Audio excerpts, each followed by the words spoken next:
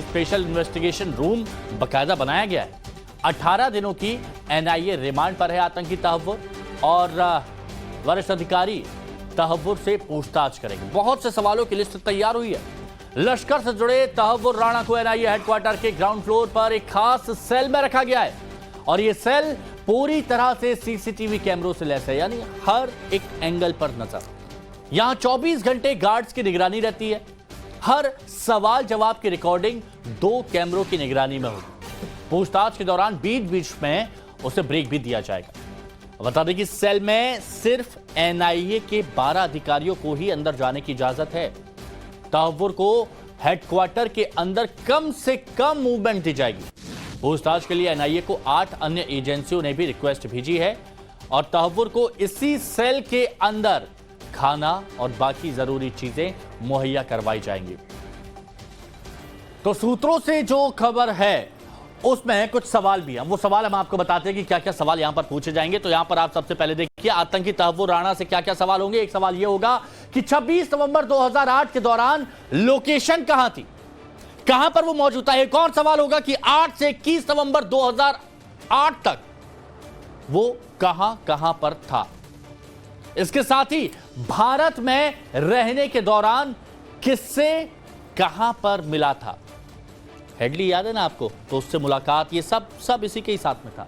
तुम्हें पता था 26/11 को आतंकी हमला होगा, क्या पहले से जानकारी थी, यह भी सवाल पूछा जाएगा। डेविड हेडली को कब से जानते हो, यह तहव्वुर से पूछा जाएगा और यह बहुत बड़ा सवाल, बहुत बड़ा अहमियत वाला सवाल है ये। इसके अलावा डेविड हेडली ने तुमको क्या क्या बताया, क्योंकि बार बार वीजा उसको लगाने में मदद तो यही कर रहा था ना। अब डेविड हेडली इंडिया क्या करने आया था, यह सवाल भी तहव्वुर से पूछा जाएगा। उसकी तुम्हारे साथ क्या क्या बात होती थी, यह सवाल है। मुंबई अटैक में तुम्हारी और हेडली की, डेविड कोलमैन हेडली की क्या भूमिका थी, हमलों की जानकारी जुटाने में क्या मदद की थी तुमने, कौन हैंडलर था तुम्हारा। 26 नवंबर 2008 के दौरान लोकेशन क्या थी, कहां थी, किससे मिले, कहां गए, डेविड कोलमैन हेडली को कब से जानते हो, क्या क्या उसने तुम्हें बताया था, तुमने उसे क्या बताया था, वो भारत करने क्या आया था, यह सारी जानकारी उसे देनी होगी। हमारे सहयोगी हमारे साथ में जुड़े हुए हैं, अभिषेक राज संवाददाता जुड़े हुए हैं एनआईए हेडक्वार्टर दिल्ली से। अभिषेक, कुछ सवालों की लिस्ट संभावित जो हो सकता है कि ये सवाल पूछे जाएंगे तहव्वुर राणा से, क्या तैयारियां हैं और आज का दिन क्या खास रहेगा तहव्वुर के लिए, एनआईए के लिए और हमारे दर्शकों के लिए।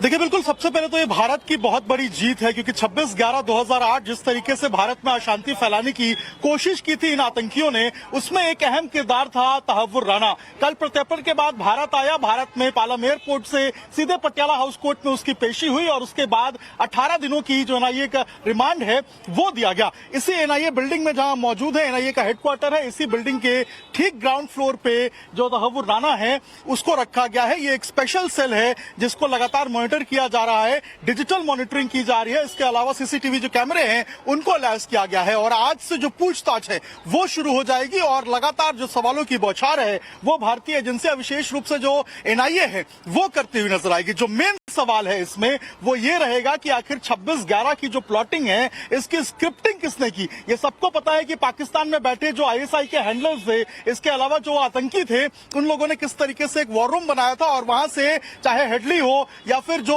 तहव्वुर रहमान है उससे लगातार वो कांटेक्ट में थे। लेकिन तहव्वुर रहमान को किस तरीके से डायरेक्शंस मिल रहे थे, कौन उनको डायरेक्शन दे रहा था, ये एक बड़ा सवाल है। ऐसे में एनआईए के बाहर की जो सुरक्षा है उसको भी लगातार बढ़ा दी गई है। अगर मैं तस्वीरें आपको दिखाऊं तो एनआईए हेडक्वार्टर के बाहर अगर आप देखेंगे तो पैरामिलिट्री फोर्स जो है उसको तैनात किया गया है, दिल्ली पुलिस के जवानों को तैनात किया गया है। दोनों तरफ के जो रोड्स हैं उनको यहां पर देखिए बंद कर दिया गया है। यहां से अगर कोई जाएगा तो उसको यहां पर बाकायदा अपनी आईडी कार्ड दिखानी पड़ेगी, आइडेंटिटी प्रूफ देना पड़ेगा और उसके बाद यहां से आगे जाने की परमिशन है। मतलब तो लगातार जो जांच है वो आगे बढ़ेगी। 18 दिनों की रिमांड है, सावधानी सतर्कता के साथ इंतजाम किए गए हैं और सवालों का सिलसिला भी आज से शुरू हो ही जाएगा। अभिषेक, बीच बीच में आपसे जुड़ते रहेंगे। फिलहाल अभी शुक्रिया आपका हमारे साथ जुड़ने।